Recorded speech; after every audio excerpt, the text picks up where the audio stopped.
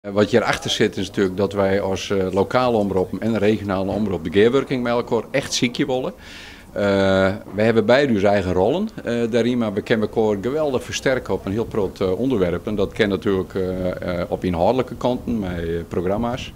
Maar ook bijvoorbeeld met talentontwikkeling, wat er wezen kan. We hebben faciliteiten die weer heel nuttig voor de lokale omroepen binnen. Dus ik zag een heel groot verschaat aan mogelijkheden om elkaar te versterken. We willen alle drie publieke omroepen, dat we mij zien treien, sterker binnen dan alleen. En dat als wij mekaars materiaal broeken kennen en mekaars meesken als het nodig is, dat wij dan alle jaar er beter van worden. Lutske van der Wal, hoe blij is kanaal 30 met deze gearworking? Nou, kanaal 30, RTV kanaal 30 is altijd blij. Want we zijn heel enthousiast altijd met nijsvoorziening bezig. Maar wie bent tegen met deze gearworking? En dat had natuurlijk ook mee te maken dat Omroep Friesland over een protte professionals beschikt, waar wie van leren kennen. Maar oorsom hebben we ik een hele protte interessante nijsberichten, filmpjes en dat soort dingen. Waar Omroep Friesland ik wil weer wat omhakken. Hoe denkt de RTV RNF over deze gearworking? Nou, ik ben natuurlijk tegen wie is mij als iemand net is onbegaan.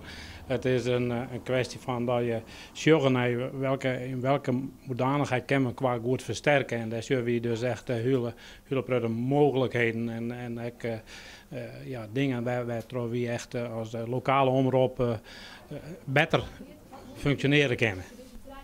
Even een gemeen vraagje. Wil nou Omroep Friesland die lokale omroepen ondernemen? Nee, absoluut niet. Dat is, want dan heet de soren is direct van, hè, als je dat zou zeggen.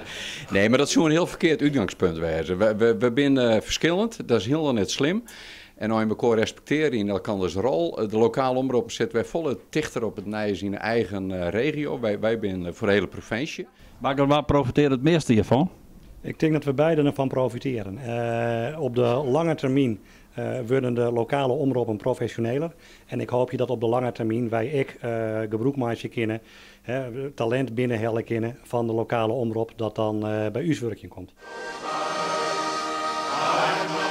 Nou, het is zou wel zeggen van de admiraliteitsdagen natuurlijk voor ons heel wichtig, omdat we dan gebruik kennen van de archieven van Omroep Friesland.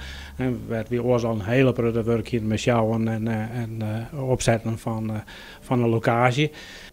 Het zo betekent, Lutske, dat je maar die talenten kwijtraakt in Omroep Friesland. Dat is net erg, want Kreksa als een commissie bij voetbal die op zoek is naar je talenten, gaan wij natuurlijk weer op zoek naar je talenten. En voor u is het een bekroning dat u zijn medewerkers die troststromen naar Omroep Friesland, nou, dat vinden we gewoon geweldig. Daar doen we het voor. En we krijgen vanzelf naar je talenten weer om, die we weer opleiden kennen. En andersom kunnen die talenten ik wel eens keer weer inzetten als er een evenement is. We hebben met elkaar in gearworkje, dus we kwamen er concurreren, absoluut net. Gearworkje, ja.